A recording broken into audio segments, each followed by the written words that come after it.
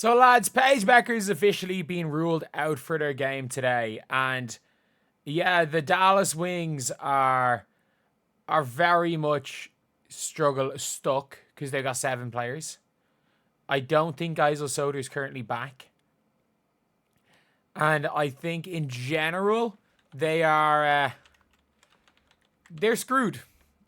They are screwed. This is easily worst team in the WNBA level. This is easily worst team. Sorry. Jeez, what am I talking about? Second worst team in the WNBA. But best chance at the number 1 pick level bad because they were almost best Sparks last year and the Sun won 30 games last year. So the Sun are going to have to lose. They're 2-14. For the Sun to get the best chance at the number 1 pick, albeit that going to the sky, the Sun would literally, I'm not joking when I say this. They would have to go 2-38. Or sorry, 2-42. 2-42 will give them a chance. But the Dallas Wings are about to go.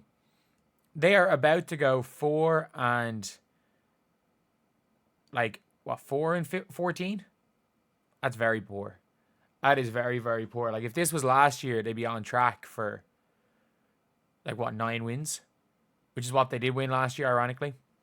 But no one has a clue how bad Paige's knee injury is. I will say this. You know the way her fans were calling Caitlin Clark? Yeah, she's ducking Sonia for Rookie of the Year. And I think the Rookie of the Year is close, but it is Paige. It's Paige. Like, Paige, I understand Sonia put up 21 to win against the Aces.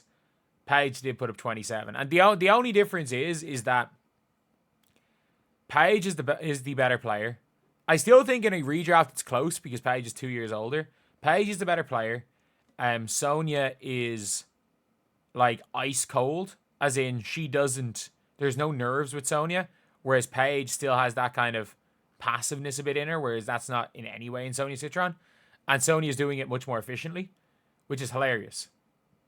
But yeah, so it is an interesting thing. It's just precautionary loads management, I say, as they drag me out screaming, ducking at Sonia Hammer. Hey, Chris Coughlin rest up. Maybe we should stop playing the rookie 36 minutes a game. I mean, you're acting like Sonia's not played over 40 a game to her last 3, I'm pretty sure. If I'm not wrong, she's played over 40. She's averaging over 40 minutes a game to her last 3. But again, Sonia Citron is just... I said this. She is like the best possible version of Alexi Hull. That's what I said coming into the season. And when there's a Reddit post. There's a Reddit post for calling me a dumbass for saying Sonia Citron. The Fever should have looked for Sonia Citron at 8. Obviously, Citron was not available at 8.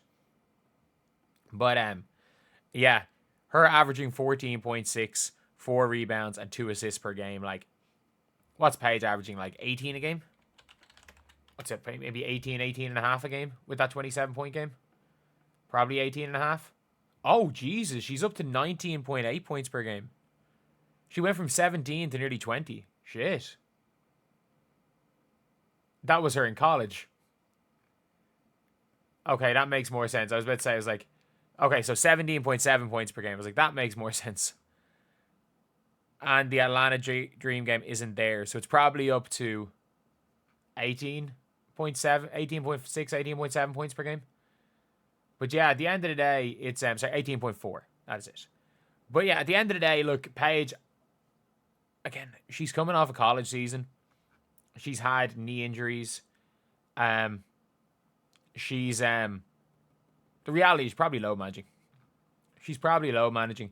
They probably didn't want a low manager against the Fever because they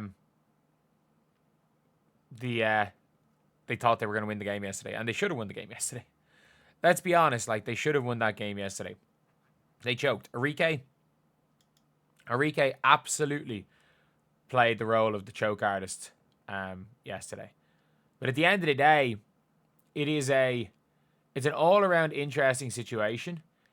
And the Indiana Fever, the Dallas Wings are legitimately one of the worst teams in the WNBA. And I don't see anything otherwise. I don't see that I don't see them really pushing on. Whereas I thought maybe they could have.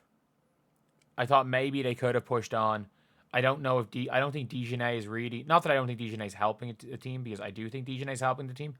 I don't think Dejanay is the like is going to be somebody that pushes them into like a different stratosphere when she comes back from injury. And all around, I just think it's probably just not the greatest scenario in the world for Dallas Wings fans. Like, obviously, look, if you're a Paige Beckers fan, she's been great, and I do think it's pointless to make the Caitlyn versus Paige argument. Sorry, I think you can't make a good faith Caitlyn over or Paige over Caitlyn argument right now, because there's no logic. Like, Caitlin Clark is a rookie, shot a better effective field goal and true shooting percentage than Paige Beckers is right now. Caitlin Clark averaged like what 3 more assists per game than Kate as a rookie than Caitlin did than Paige is right now. And I mean, ironically, after 17 games, as bad as the Fever started last season, the Fever were better after 17 games than the Wings were. And it's not like Kelsey Mitchell was injured last year as well. So, and Enrique's been healthy all year. Enrique's meant to be all W second team. So I think it's hard to make a good faith argument realistically for that. But to say that Paige and Caitlin are not, like, you can very easily make the argument that Paige and Caitlin are going to be the 2 best guards for a long time. And realistically, it's going to come down to, with the Caitlin Paige, is what happens first. Caitlin becomes a little bit more careful with the ball, because that's realistically it. Like, you put the pieces around Caitlin and you'll win games. But you do have to put the right piece around Caitlin, whereas Paige fits in better in any other system. But at the end of the day, it realistically is Paige going to be able to get that switch where she shows flashes of to take over at the end of games? If not, I think it's hard to compare to Caitlin, when Caitlin single-handedly won the Fever 5 to 6 games last year, with her down the stretch just she willed the team to 6 or 7 wins, whereas Paige Beckers has stood in the corner for 6 or 7 losses this year. So I think it's a really hard good faith argument to make right now. I think we can make an argument in good faith soon, as Paige is that legit, and that's how good Paige Beckers is. I think the Wings need to start winning games, and at some stage in Paige's career, I do think she'll figure out how to win. She'll figure out how to win games, and she'll figure out at the pro level is very different than winning at the college level. Like, coaching matters way more at college than it does in the pros, and you are going to be playing with pro athletes everywhere. You are going to be playing with selfish pro athletes. You're going to be playing with players trying to get theirs. You're going to be playing with players trying to survive in the league and chucking their way out of it. Whereas in college at UConn, if a player tried to chuck their way towards wins, they'd be just told, you know what, go sit on the bench. Go sit in the bench. We have enough players because we are an All-American team, and against college competition, you can't do anything. But yeah, it is a real interesting one. It is a real interesting one.